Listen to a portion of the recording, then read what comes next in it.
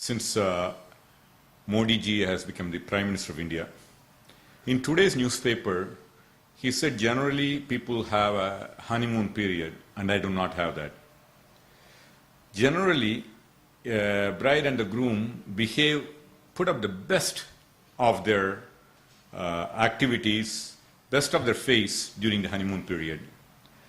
And Shri Modi ji has literally put in the best of his face during the honeymoon period. What did he do? What is his best face? He raised the railway fare significantly. Never in the history of India the rail fare has gone up so high. And that too affecting the poor, and in some places the season ticket holders, which they have reduced a little bit. At first point it went up as high as 400%. Now, during the honeymoon period, people will put up and give the best of the food. But the best of the food he has given is increase in the price of sugar. He gave 3 to 4 rupees on increase in the price of sugar, which is consumed by the common man. And at the same time, he gave 4,000 crores as interest-free loan to the people who produce alcohol and sugar. So he shows even the best face during his honeymoon period, and he expects people to love him. And they do. The best face of Modi is to make sure, just like he did in Gujarat, to scuttle the Lok Ayukta there, he is now trying to scuttle the Lokpal, which will find the corruption in the government that he heads. So Modi is a Modi ji, my Prime Minister, is a very, very smart person.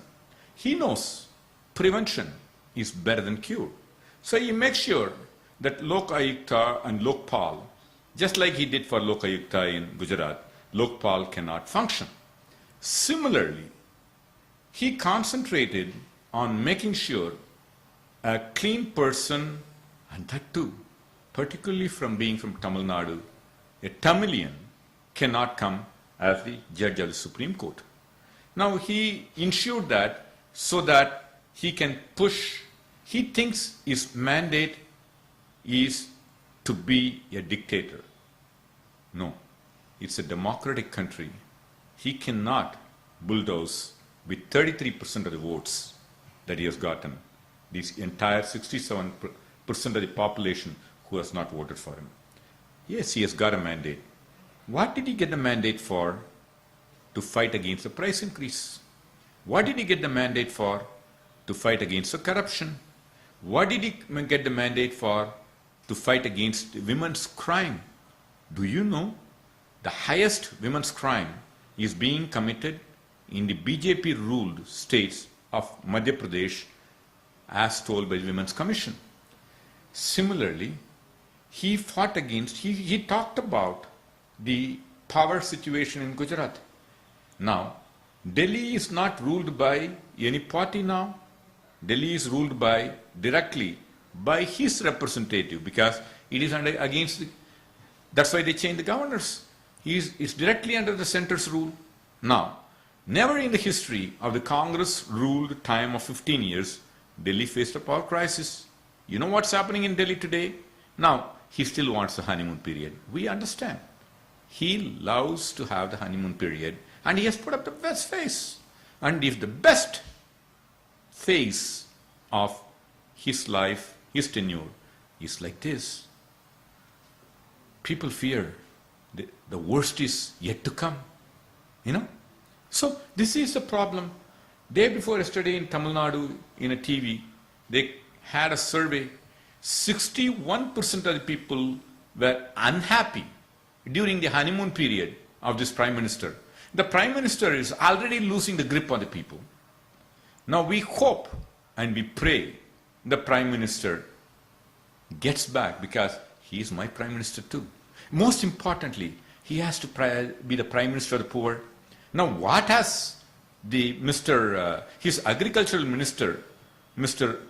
Raman Singh, I think, Mr. Agriculture Minister has said, Modi's agriculture minister, he is very appreciative. I think he should have come from very poor background, because he seemed to understand the poor's problem of inflation. He said, this government will not cross the Lakshman Rekha, but it will make sure that inflation cannot exceed 25%. Here is an agricultural minister who has come to power. On the first 30 days, during the honeymoon period, he promises to this country that the inflation per year will not exceed 25%. What kind of the government? What kind of human resources that he has? Mr. Arun Jaitley, who is supposedly the brainiest guy in this government, said that we will make sure, the last time the Congress government tried to bring in the Lokpal people, that the Congress cannot pack its people in Lokpal. Great. We made sure that we didn't put the Lokpal people in the who needs to be elected. We gave advertisement to invite people. Now what has he said? What exactly? See, this Modi ji has come to power with promising several things. There's a saying, you judge yourself on what you're capable of doing, whereas other people judge you on what you've done. If you look at the then Modi's history, now Modi ji, because he's my Prime Minister, what did he say? He has always been doing the double talk, double speak. Gujarat has not been in the forefront. In Tamil Nadu, when we asked, Tamil Nadu has been in the Human Development Index 8, but before that he projected Gujarat is great. And Tamil Nadu people were very clear. If it is Modi or lady, they clearly got rid of Modi. And Indian people, given the alternative, we didn't ask them the right question. They would have gotten rid of Modi. Now that he has come to power, he uses the double speak. For example, what did he say in terms of the reduction of price rise? Not only now he has raised the price of sugar and the common man's train fare, now he is talking about gas. Now, during the election period, the Right to Information Act very clearly said about 5.5 to 6.5 crores were spent by Adani and Ambani on our Prime Minister Modi ji's airfare, plane expenses. No, it's a payback time. He is going to increase the gas price. Who is it going to help? Directly Reliance, Ambani's. So, I think Modi ji need to understand that he has been elected by the people of India. And we in Congress are very clear that he has to take care. We follow the Mahatma Gandhi's principle, the weakest of the weak, the poorest of the poor. But Modi ji is clearly opposite of his fellow Gujaratis' word. He wants his government to help the strongest of the strong, the richest of the rich. Government seems to be his motto. I am ready to answer all your questions. Go with it. If the honeymoon period is any indication of the future, I think they will be successful in projecting that they are presenting a pro-middle class budget. But just like the poor and India has seen through now, they will be able to project it. There's a saying, you can fool some of the people some other time, but you can't fool all the people all the time. I don't think they'll succeed. The markets respond very positive to the Modi government coming to power. What more would they want from the budget? Realistically, I think it is wrong to state that the market has gone up in expectation of Modi's government. Market reacted to what the previous government has put in, the fundamentals of the Indian economy. Modi ji, again, has said when he came to power, he said that the exchequer is empty. But the truth, what's the truth?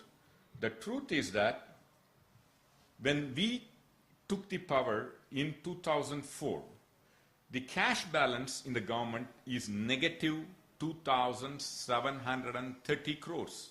You know what it was 2014? When Modi ji, who said they left everything empty, he took a cash balance of 10 times more, 26,510 crores of cash balance. So who is speaking the truth? Modi ji said, we left everything empty. You know what we took when the foreign exchange reserve? When we took office, it was $113 billion. Now you know what it is? Almost 3 times more. 2014, when Modi ji took the office, it's $312 billion. So who is telling the truth? I request my Prime Minister, forget that you are in the election mode where you kept telling the lie. Now that you are Prime Minister, please speak the truth. Sir, between policy paralysis, infrastructure development, and fiscal consolidation, what should be FM's priority? Well, the FM's priority should be there is no policy paralysis. There's a perception of policy paralysis in the past, in spite of the fact that we ran a coalition government. Did you know that Hindu, I think, about when Modi ji took the office, said they have paved by clearing about 5 lakh crores worth of investment. In the last, when they formed a new GOM headed by the Prime Minister to clear things, they have already cleared a lot of stuff. Modi ji and Jaitley ji has to just do what the previous government has already allowed. That will clear a lot of things. See, unfortunately this government, they have to understand, it is not the party. It is the India, which includes 67% of the people who voted against BJP also. So they have to take everybody. So what they should do is they should have an inclusive government, not the strongest of the strong, the richest of the rich government. So the policy paralysis has the perceived policy paralysis. Just don't tell the lies. Tell them. For example, they have started stamping the officials, IAS officers, as pro-Congress secretaries, pro-Congress IAS officers, and anti-thing. That's wrong.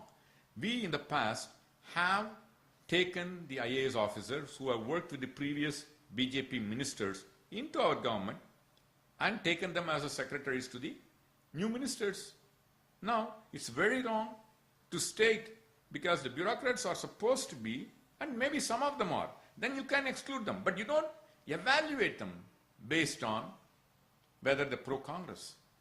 You ought to be, please understand, don't run a pro-BJP government. Run pro-people government.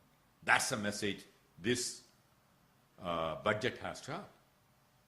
There are expectations that a friendlier income tax regime for individuals may be on its way. Would that be good for the economy? I think so.